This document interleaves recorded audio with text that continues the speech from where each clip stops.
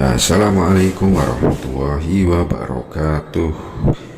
Para subscriber semuanya, semoga dalam keadaan sehat walafiat ya. Pada pertemuan kali ini kita akan bahas beberapa hal tentang seputar monetisasi YouTube ya. Jadi ke depan jangan kemana-mana sampai video ini habis, bisa didengar atau dilihat ya. Kita akan bahas seputar monetisasi YouTube ya, baik itu persyaratan terbaru dari YouTube maupun hal-hal lain yang berhubungan dengan monetisasi YouTube ya. Untuk yang pertama yang akan kita bahas adalah syarat monetisasi YouTube yang terbaru ya. Bahwasanya di sini YouTube ada peraturan-peraturan yang harus kita penuhi dalam rangka pengajuan monetisasi bagi para konten kreator. Diharapkan memahami dan juga mematuhi aturan-aturan yang terbaru dari YouTube yang sudah ditentukan ini ya. Adapun peraturan yang pertama untuk pengajuan monetisasi yaitu para konten kreator berada di negara di mana tempat partner YouTube tersedia, termasuk di Indonesia sendiri. Ini termasuk wilayah yang masuk rekomendasi dari pihak YouTube ya. Jadi bersyukur kita berada di Indonesia, di suatu wilayah, di suatu negara yang memang masuk dalam kategori tempat yang bisa memonetisasi di YouTube ya. Kemudian yang kedua, syarat yang kedua adalah tidak ada teguran komunitas pada YouTube ya. Teguran komunitas ini seperti apa? Contohnya misalkan video kita mengandung atau melanggar hak cipta, itu tidak bisa dimonet sebelum kita melakukan perbaikan ya. Misalkan hak cipta dari sebuah lagu atau mengandung pelanggaran hak cipta dari videonya itu sendiri, maka kita harus melakukan peninjauan ulang atau melakukan perbaikan sehingga nantinya konten kita memenuhi syarat untuk pengajuan monetisasi. Kemudian pelanggaran seperti apa? Yang kedua yaitu konten yang mengandung pornografi atau kekerasan. Nah, itu susah ya atau sulit untuk kita monetisasi sebelum kita melakukan perbaikan. Biasanya itu ada tegurannya nanti, baik itu lewat email ataupun lewat videonya itu sendiri. Kemudian syarat yang ketiga untuk mengajukan monetisasi yang terbaru di YouTube ini adalah konten kreator sudah memiliki 4.000 jam tayang di 1 tahun terakhir.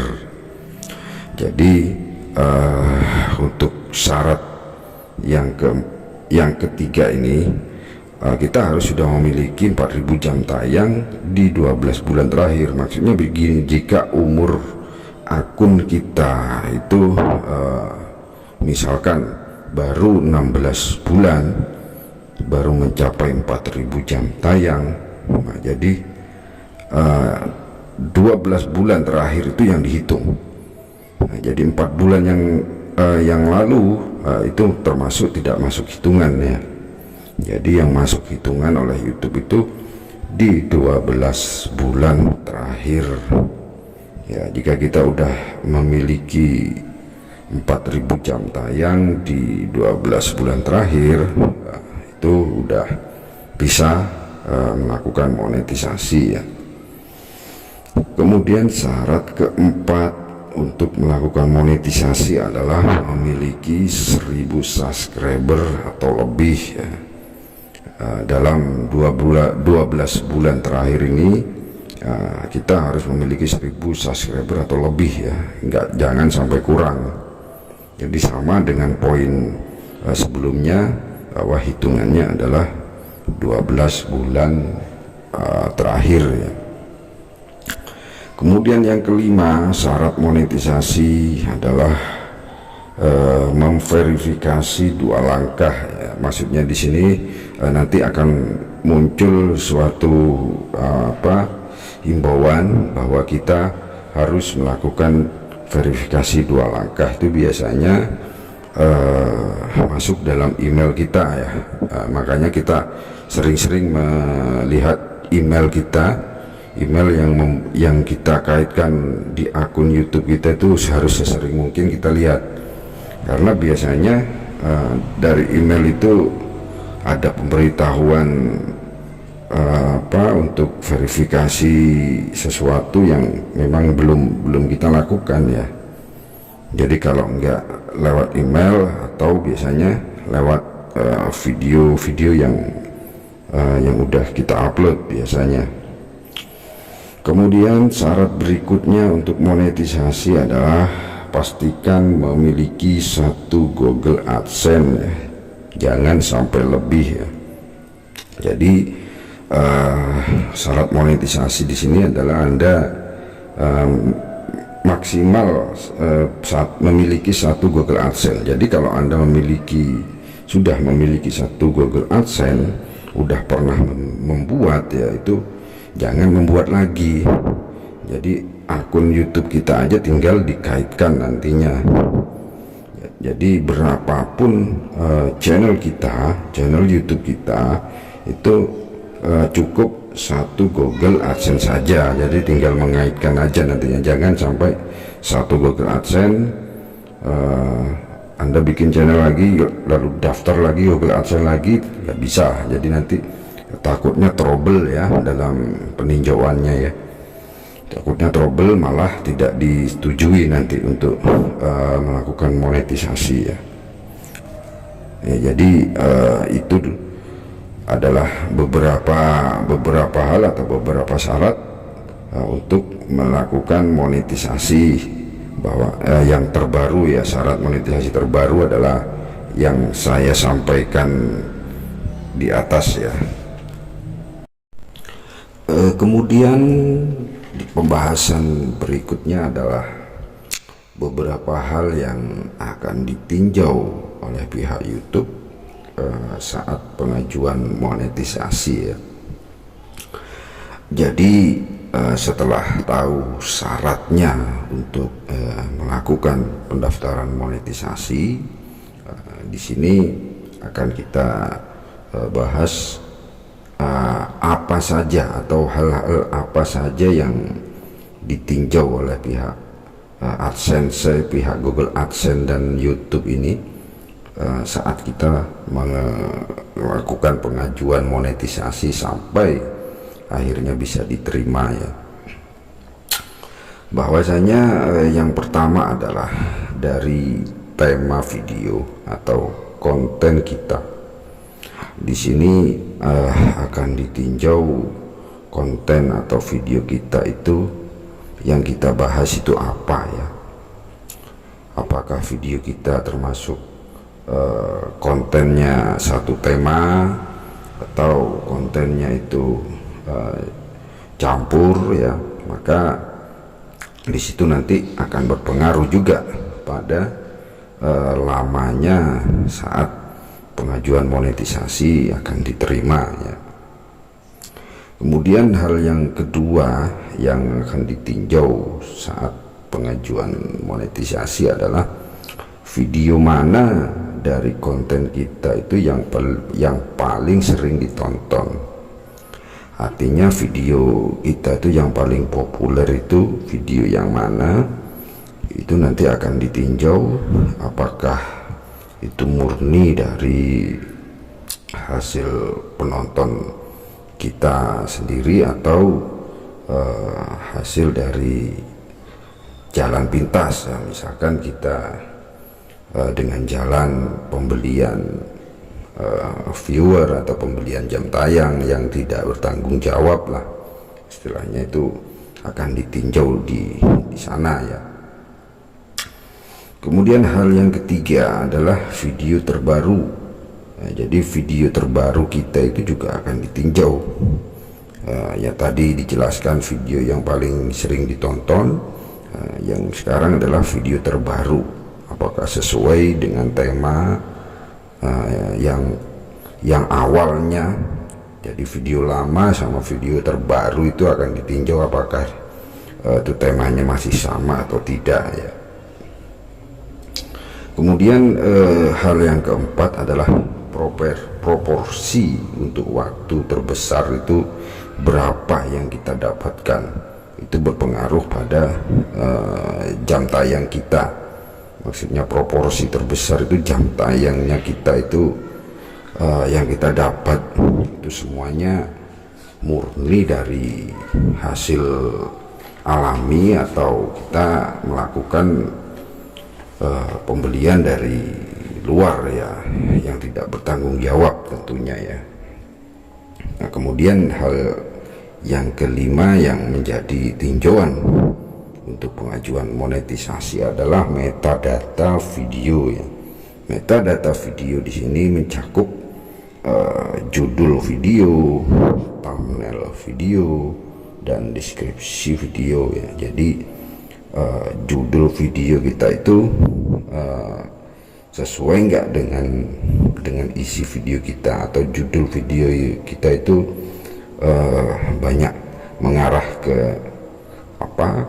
pelanggaran atau tidak, thumbnail kita itu menipu atau tidak, deskripsi kita itu asal-asalan atau tidak. Jadi metadata itu yang ditinjau termasuk judul, thumbnail, dan deskripsi, yaitu semuanya harus cocok sesuai dengan isi video kita ya. Kemudian berikutnya adalah berapa lama pengajuan monetisasi kita itu sampai betul-betul diterima, itu berapa lama ya. Nah, untuk masalah waktu di sini kita tidak bisa memberikan jawaban yang pasti ya, soalnya dari pihak YouTube sendiri sudah ada aturannya, itu paling tidak 1 bulan atau bahkan bisa lebih ya, tergantung dari banyak faktor ya. Bisa saja dari segi video-video kita, dari segi pelanggaran kita, itu kan membutuhkan waktu pengecekan yang tidak sebentar ya. Apakah video kita itu satu tema fokusnya itu bisa lebih cepat ya. Kalau temanya kita itu campur, membutuhkan waktu yang agak lama juga. Apalagi kalau video-video kita itu masih ada pelanggaran komunitas ya. Jadi perlu adanya tindakan lain dari pihak YouTube yang mengakibatkan monetisasi kita itu jawabannya lama ya. Dan syukur-syukur jawabannya itu diterima, tidak ditolak ya. Jadi jika Anda masih menunggu atau sudah melakukan pendaftaran monetisasi, sabar-sabar aja dan rutin aja mengontrol email Anda ya. Selama Anda tidak mendapatkan email teguran dari pihak YouTube ya, tidak mendapatkan email penolakan, ya sudah. Jadi Anda sabar aja, lanjutkan aja dengan membuat konten seperti biasanya lah, sambil menunggu jawaban dari pihak YouTube. Namun yang menurut saya membutuhkan waktu yang relatif lama itu adalah antrian pada saat kita pengajuan monetisasi ya. Karena yang mengajukan monetisasi itu bukan hanya dari Indonesia saja, dari berbagai negara pun bisa saja pendaftaran itu waktunya pas berbarengan ya. Jadi antrian itu pun bisa menjadi faktor dalam menentukan berapa lamanya pengajuan monetisasi itu selesai ya. Kemudian ciri channel yang bisa dimonetisasi ya. Sekarang adalah bagaimana kita mengetahui atau mempelajari bahwa ciri-ciri channel YouTube mana yang seperti apa sih yang bisa dimonetisasi itu. Jadi untuk ciri channel yang bisa dimonetisasi adalah, yang pertama adalah syaratnya udah memiliki 1000 subscriber ya, dan yang kedua 4000 jam tayang. Ini adalah syarat mutlak, ini itu mutlak harus terpenuhi, nggak bisa ditawar ya. Kemudian syarat berikutnya atau ciri channel berikutnya yang bisa dimonet adalah tidak adanya re-upload video. Nah, dalam hal ini tidak ada dari video-video kita yang hasil dari download atau dari nyomot milik channel-channel lain baru kita upload kembali ke video kita, yaitu itu tidak bisa ya. Itu dari sistem YouTube akan ketahuan itu. Mungkin 1 hari 2 hari belum terdeteksi, tapi paling tidak dalam 1 minggu aja itu mungkin sudah bisa terdeteksi jika ada re-upload video yang masuk ke channel kita ya. Kemudian ciri berikutnya adalah tidak ada musik atau suara di dalam video kita yang melanggar hak cipta ya. Jadi sebaiknya video kita itu tidak ada suara musik atau apapun lah yang bisa menimbulkan pelanggaran hak cipta ya. Kalau memang kita menginginkan adanya suatu musik dalam video kita, hendaknya kita cari musik-musik yang memang gratis dan tidak ada pelanggaran hak cipta di situ. Dan di YouTube sendiri sudah menyediakan itu di galeri YouTube itu bisa Anda lihat di sana, bisa Anda ambil untuk mengisi video kita ya. Jadi nggak sembarangan kalau soal ada suara atau musik itu paling rentan mengalami pelanggaran hak cipta ya. Jadi kalau sudah ada hak ciptanya jangan diharap bisa dimonetisasi ya. Kemudian ciri berikutnya adalah sumber trafik dari video kita ya. Maksudnya di sini sumber trafik video kita itu dari mana saja ya. Sedangkan dari aturan YouTube sendiri hendaknya sumber trafik itu yang paling besar adalah dari satu, penelusuran YouTube, yang kedua rekomendasi YouTube ya. Jadi kalau traffic video Anda, penonton Anda itu dari kedua itu tadi, dari rekomendasi YouTube atau penelusuran YouTube itu paling tinggi, itu harapannya sudah bisa dimonetisasi ya. Jadi tapi kalau faktor eksternalnya yang tinggi, video Anda banyak dari eksternalnya, kemudian rekomendasi YouTube dan penelusuran YouTube ada di bawah, itu sepertinya peninjauannya akan lama itu, dan memungkinkan bisa ditolak ya kalau ditemukan dari luar yang tidak semestinya ya. Jadi diusahakan di sini rekomendasi YouTube atau penelusuran YouTube lah yang berada di urutan teratas ya untuk sumber trafik ini ya. Jadi itu aja dari Mas Hen Channel penjelasannya untuk pertemuan kali ini ya. Jika ada pertanyaan-pertanyaan yang mungkin Anda belum menemukan jawaban, silahkan berkomentar di video ini ya. Dan jika video ini memberikan pengetahuan bagi Anda, menambah pengetahuan dan informasi buat Anda, dan Anda menyukainya, silahkan like, subscribe, and share. Wassalamualaikum warahmatullahi wabarakatuh.